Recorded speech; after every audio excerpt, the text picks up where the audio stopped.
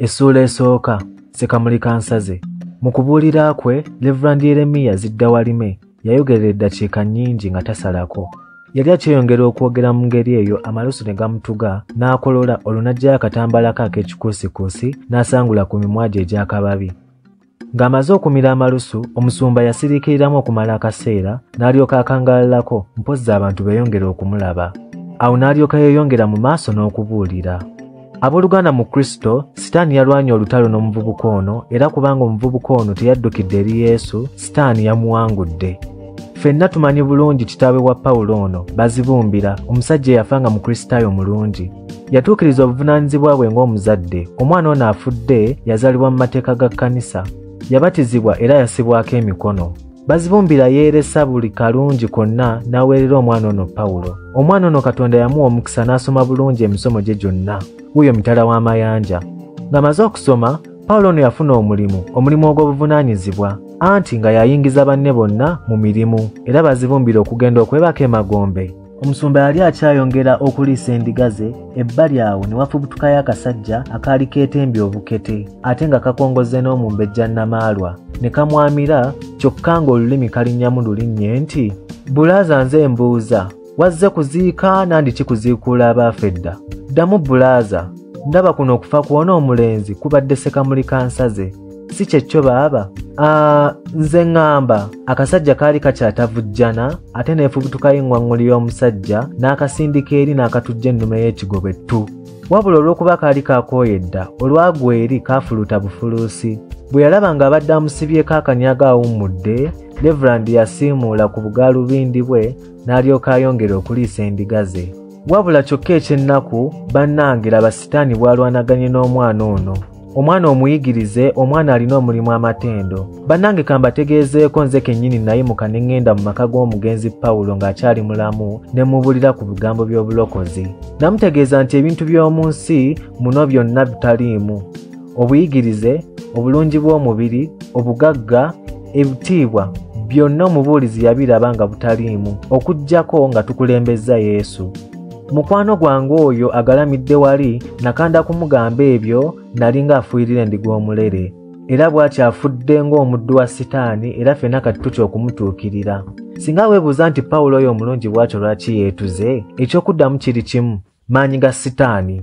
Era bw'ekyo ekkanisa egaanye okusabira omujeemu ono, kubanga Mukama waffe agamba nti, "Alinneegaanira mu maaso g'abantu, nange ndimwegaanira mu maaso ga Kitange." Kyokka abooluganda, ekkanisa ekkiriza okujja wano okusabira mmwe abali wano mujeemulukuke, mukyukire Mukama.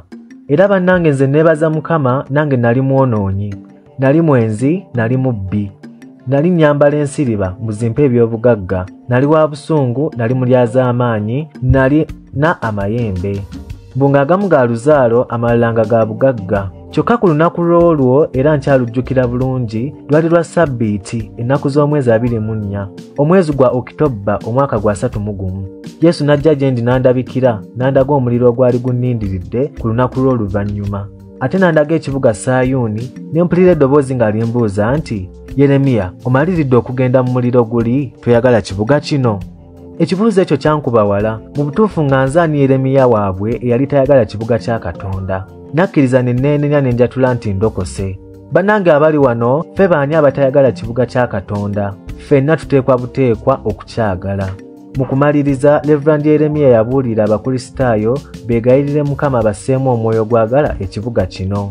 Omugenzi Pawulo yaziikibwa mu ssaalu mu kisenyi ekyali kisimbidde ddala ku nnimiro y'emmwanyi eyanguli kaawonawo jjajjaawe.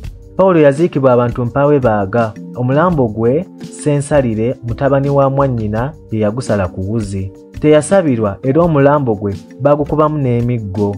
Yazingibwa mu kitentegere kimu bwe mummululu, mpozzi n'akakooyi mwannyina ke yeeyambula. Abantu baaziika kasirise era okuggyako mwannyina w'omufu ne Nambalirwa, tewali muntu mulala yakulukusiza Pawulo ku zziga. Kanambalirwa kaali kakwano ka Pawulo kadda era yali yakafunisa n'olubuto nga kakyali mu ssomero. Olwo nga ye yakakomawo okuva emitala w'amayanja. Kazaala omwana mulenzi, kyokka bambi omwana yafa nga wa myezi 3.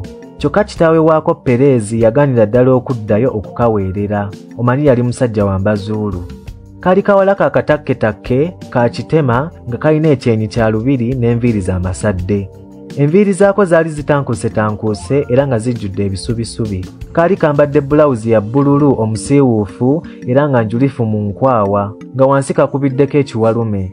Kaali katudde wansi nga kakutamye mu nkolokolo y'akasagazi kokka akaali mu ssaalu eryo, nga kawummuzza ekyenyi kyako eky'empumi mu kibatu eky'omukono gwako ogwa kkono. Buli kaseera kaalinga kafukumuka amaziga ekimugunyu eno nga bwe kanyiza mu kikubiro ky'omuwalume. Mwannyina w'omufu yali akatudde ku lusegere nga bw'akagumya, era omufu nga ggwereddeko ettaka, mulamu waako ono yakawembejja n'akatuusiza ddala ku ntaana okuyiwa ku ssaalongo waako ettaka. Bwe kaatuuka ku ntaana ne kafukamira era ne katema omulanga mu ddoboozi ery'omwanguka nti, "Woo, Pawulo weeranze ekibaze wange. Wasunguwalidde ki okwetuga? Wandimbuliddeko munnange." Bwe kaayiwa ettaka ku ntaana ne katalantuka ne kagwa nalyo ku malaalo kwennyini ne kazirika. Awo baasitulawo kasitule. Abantu nga baakava emagombe, kibuyaga eyali talabwangako ku kyalo ekyo yatandika okukunta. Amatabi ne gawogoka, ebitooke ne bigwa. Emiti ne gisiguka, obusolya bw'amayumba ne butikkuka. Abagerenguzi baagamba nti mu kibuyaga oyo nguli kaawonawo mwe yadduukirira muzzukulu we Pawulo okumulaga ekkubo ly'emagombe. Amangu ago ebiro byatandika okwekuluumulula, eggulu ne libwatuka, ensi yaddugala bwe zigizigi, obudde bwonna ne bufaananira ddala akawungeezi Pawulo ke yatonnyera ku nsi. Omugenzi Pawulo tonsaakuula Mazuuku Kirimuttu yali mutabani w'Abazibumbira Sekasula. Yali muzzukulu wa kaawonawo Mbuzi Mulanga ewa Binoga, muzzukulu wa Kinaamye Ebuyikwe, muzzukulu wa Ssemakubire Ekigaya, muzzukulu wa Kalatta Emabanga, muzzukulu wa Muyige ewa Ntaayi. Kitaawe wa Pawulo nguli Bazibumbira yali musajja mukakaalukanyi era mbaggubaggu yennyini. Kitaawe kaawonawo yamukuliza mu nnaku era teyasoma nnyo. Kyokka omukisa ogugwe gwali muyonke, anti yagenda n'afuna akalulu, ensimbi ezo n'azigulamu ente, wamma ggwe n'agaggawala nadda ne mukati ne yeewogoma. Bwe yaweza emyaka 27 n'afuna omufumbi w'ettooke era nannyini ggulu n'amuwaayo ne bummazeewo nga buubwo. Pawulo ye yali omuggalanda. Pawulo yazaalibwa ku lunaku lw'e13 mu mwezi gwa Gatonnya mu mwaka enjala gw'omuwadde akatebe mwe yagwira. Olunaku olwo lwakyanga olunaku olulala lwonna, kyokka awo nga mu kalasamayanzi akasana kaatandika okubaaluuka okusinga ennaku endala zonna, okugenda okutuuka mu ggwango nga kazuukusa kaweekwa eggangu. Olwo abantu n'amayumba baali bagadduseemu olw'ebbugumu, n'enkoko nazo zaali zeggamye omusana mu bisiikirize eby'emituba ne mu mitula. Ng'abantu bakyatenda ebbugumu, akasana kaakubamu, era okuva olwo kayaka kakubamu okutuusa ogulo ogunene lwe gwabuutikira ddala enjuba. Embuyaga n'ekunta, okumyansa ne kutimba eggulu, era eggulu ne libwatuka nnyo. Enkuba n'evaamu obute era n'etonnyera ddala ekiro essinziggu. Yadde ng'esammuseemu, obudde bwasigala nga bwa kinnyika ggobe era ne bweyongerera ddala okuzinzibalira. Mu kiseera kino kyonna mukyala Bazibumbira yali agalamidde awo ku kaliba ng'awejjawejja ng'akaweewo. Yali alinga atuusizza ebiseera bye eby'okuzaala. Bba mwami Bazibumbira yasooka kumusirira ku mmumbwa yaabwe mulerwa gye bajja ew'omusawo waabwe Omuganda Jjajja Nakizibizi.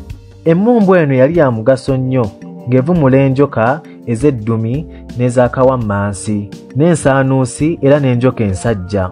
Yali ezza emmeeme egudde, ng'evumula eddalu n'akazoole, ate ng'evumula n'ebbanyi, ng'evumula n'ebigo, ate ng'etereza n'amaka. Yali yamba okumenya amagumba, ng'eyamba n'omukazi alemereddwa okuzaala, ate ng'etereza embuto ezaagala okuvaamu.